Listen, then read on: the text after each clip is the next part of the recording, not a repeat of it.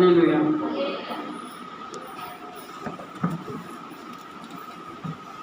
లూకా 17:26-27 చదవండి. లూకా 17.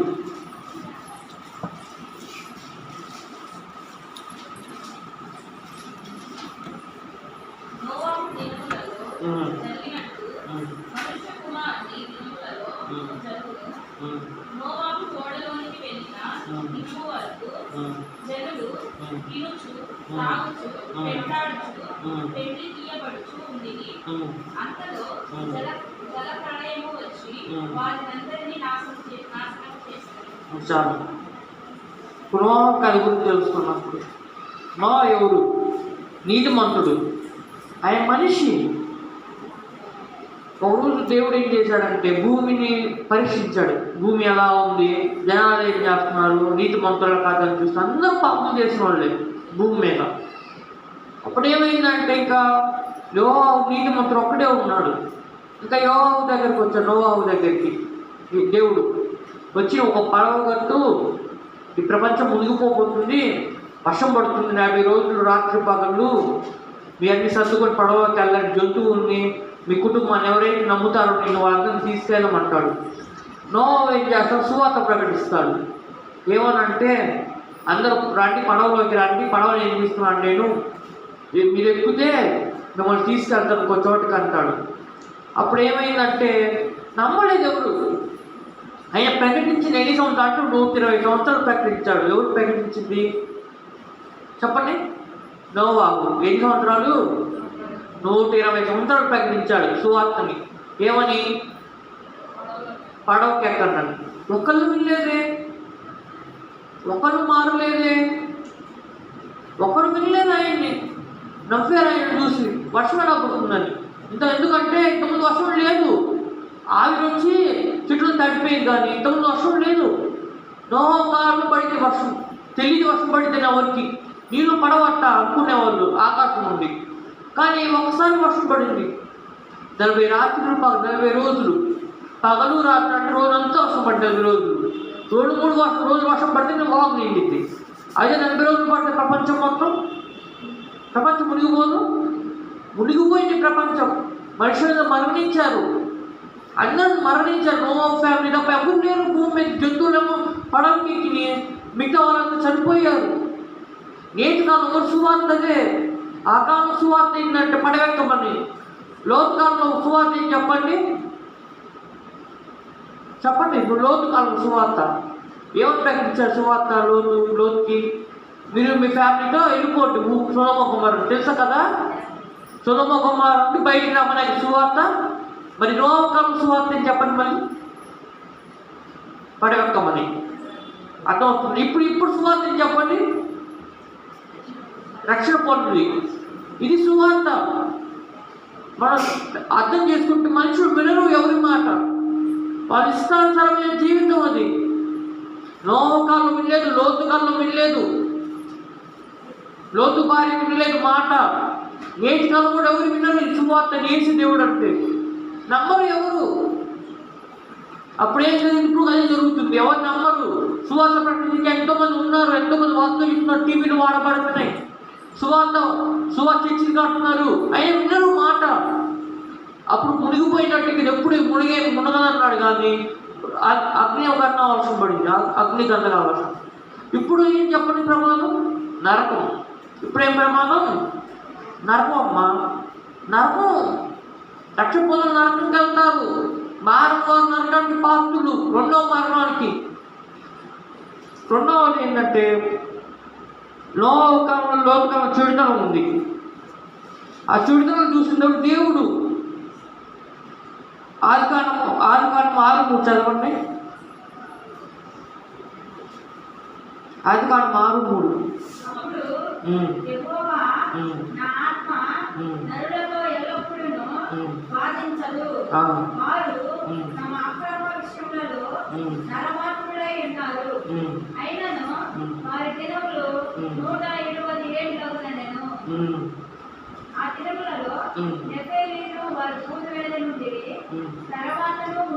ఇంకొద్దులేదు. 8 సంవత్సరాలు సువార్త, 120 సంవత్సరాలు ఆయన 120 సంవత్సరాలు ప్రకటించాడు దేవుణ్ణి, మీరు మారండి. ఒకడు మారలేదు. రక్ష పొందారు. ఒకడు పడవెక్కారు. ఎవరైనా పడవెక్కింది ఎవరండి చెప్పండి? నోవాహు వాళ్ళ కుటుంబం. ఇంకెవరు ఎక్కలేదు పడవ. ప్రపంచం మొత్తం మునిగిపోయి అన్ని సముద్రాలు ఉన్నాయి భూమి మీద. ఎక్కువ సముద్రాలు ఎక్కువ ఉన్నాయి తెలుసా భూమి మీద మీకు? ఎందుకంటే మునిగిపోయింది ప్రపంచం మొత్తం. ఆ రోజు కాపాడాడు ఎవరు లేడు, మునిగిపోయాడు జనాలు. రక్షకుడు ఒక్కడూ లేడు. నోవాహు అందరూ మరణించారు అక్కడ. నమ్మలేదు ఎవరు యేసే దేవుడు అని. ఈ కాలంలో నమ్మరు, ఎందుకంటే వాళ్ళు రకానికి పాత్రుడు, నమ్మని వాళ్ళు. ఈ కాలంలో ఏమేమి ఉన్నాయో చూద్దాం. అపాయకరమైన కాలం ఇది. ఎవరి మాట ఎవరు వినరు. స్వార్థం ఉంది. స్వార్థం, ఈ లోకంలో స్వార్థం ఉంది. ఈ కాలంలో స్వార్థం అంటే కుటుంబ సభ్యుల్లో స్వార్థం. ఒకరంటే ఇంకో స్వార్థం. ఒకరు బాగుపడుతుంటే పట్టించుకోరు.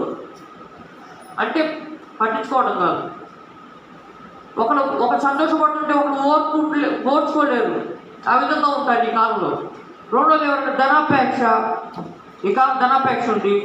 అదేవిధంగా అపాసకులు, అహంకారులు, దుష్టులు, దోషులు, కృతజ్ఞత లేని వారు, అపవిత్రులు, అనురాగరహితులు, అపవాదకులు, కలహారులు లేపేవాళ్ళు, ద్రోహులు, మూర్ఖులు, గర్విష్ఠులు, గర్వాంధులు, అపాసకులు, సొక్కిరి చొప్పు నడుచుకునే వాళ్ళు, దేవుడు మాట వినని వారు. ఇలాంటి వాళ్ళు ఎంతోమంది ఉన్నారు ఈ కాలంలో. ఒకరు మాట వినరు. అందరు పాపం చేసిన వాళ్ళే. దేవుడు అంటాడు అందరూ పాపం చేసి దూరం అయిపోయాం మనం ఈ కాలంలో. దేవుడు దూరమైన వాళ్ళు. మనల్ని కలిపేది ఎవరు? యేసు ఒక్కడే. దేవుడికి మనకి వారని ఎవరు? యేసు ఒక్కడే. మరి ఎవరు లేరు వారికి. మన దేవుడితో కలిపేది యేసు ఒక్కడే. ఎప్పుడైతే మనం దేవుడు మాట వినమో, ఎప్పుడైతే నిర్లక్ష్యం చేస్తున్నారో పాత్రలో రెండో మరణం. అది మరణిస్తారు లోకంలో అందరూ. కానీ రెండో మరణం ఉంది. భయపడండి. ఇప్పుడే భయపడండి దేవుడికి. హల్లెలూయా. ఎప్పుడైతే మనం భయపడతామో మనం ఈ పాపాలు చేయం, తప్పు చేయం. భయపడాలి ముందు. భయం లేని జనాలకి ముందు. దేవుడు అంటే ఆశామాష కృపణించాడు దేవుడు. అందుకు కొంతమంది అనుకుంటారు ఏం జరగట్లేదే, అందరూ వేరే మనుషులు కూడా బాగున్నా మనం కూడా బాగుంటున్నాం. అలా అనుకోవద్దు. అందరూ కృపణించాడు దేవుడు. కానీ మనం ఎవరి కింద ఉన్నాం? ఎవరి రెక్కల కింద ఉన్నాం? మనం దేవుడు రెక్కల కింద ఉన్నాం. వాళ్ళు రెక్కల కింద లేరు. రెక్కల కింద వాళ్ళు బతకట్లేదు. మనం ఎవరు రెక్కల కింద ఉన్నాం? దేవుడు రెక్కల కింద ఉన్నాం. శ్రమలు వస్తాయి. బైబిల్ చెప్తుంది శ్రమలు సంతోషపడండి అంటాడు. బైబిల్ చెప్తుంది మీ శ్రమలు వస్తే ఏం చేయాలి? సంతోషపడాలి. మీ శ్రమలకు సంతోషపడండి, కష్టాలతో ఆనందపడండి. ఎందుకంటే దేవుడు మనల్ని అనుసరిస్తున్నాడు. దేవుడు మన కోసం చూస్తున్నాడు. ఈ లోపల శ్రమ, యేసు నమ్ముకున్న శ్రమ. కానీ దేవుడు మిమ్మల్ని అక్కడి కింద భద్రపరుస్తున్నాడు. ఏ అపాయం వచ్చినా దేవుడు ఉన్నాడు. అది అన్యులు నమ్మరు. అన్యులు నమ్మరు వాటిని. సొక్కరి చొప్పులు నడుచుకుంటారు కానీ దేవుడు నమ్మరు. రెక్కల కింద లేరు వాళ్ళు. ఎప్పుడే జరుగుతుంది ఎవరు తెలియదు. ఇప్పుడు బతుకులో మరణిస్తారు. పువ్వు లాంటిది మన జీవితం. రాలిపోతుంది ఎప్పటికైనా.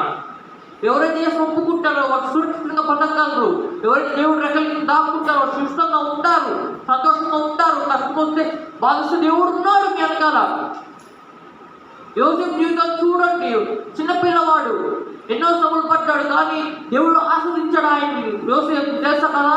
యోసేపు కదా టెక్నోడు ఉన్నారు. యోసేపు కదా యేసుని దేవుడు ఆస్వాదిస్తాడు. చివరికి అంధకారంలో పడిపోతాడు. అన్నదమ్ముళ్ళు నెట్టేస్తాడు, చంపేయాలని చూస్తారు. కానీ దేవుడు కాపాడాడు యోసేపుని.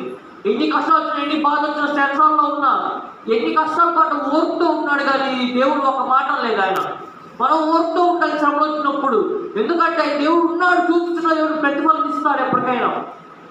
మనం సువార్త నమ్మాలి. ఎంత కష్టపడితే ఎంతమంది వదిలిపెట్టకూడదు. దయచేసి విడిచిపెట్టకండి సువార్తని.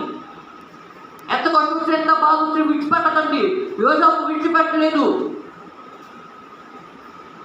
యేసు చివరికి రాజు అవుతాడు. సంసారంలో ఉన్నవాడు రాజు చేస్తాడు. దేవుడు మీ జీవితం గొప్ప కార్యం చేస్తాడు.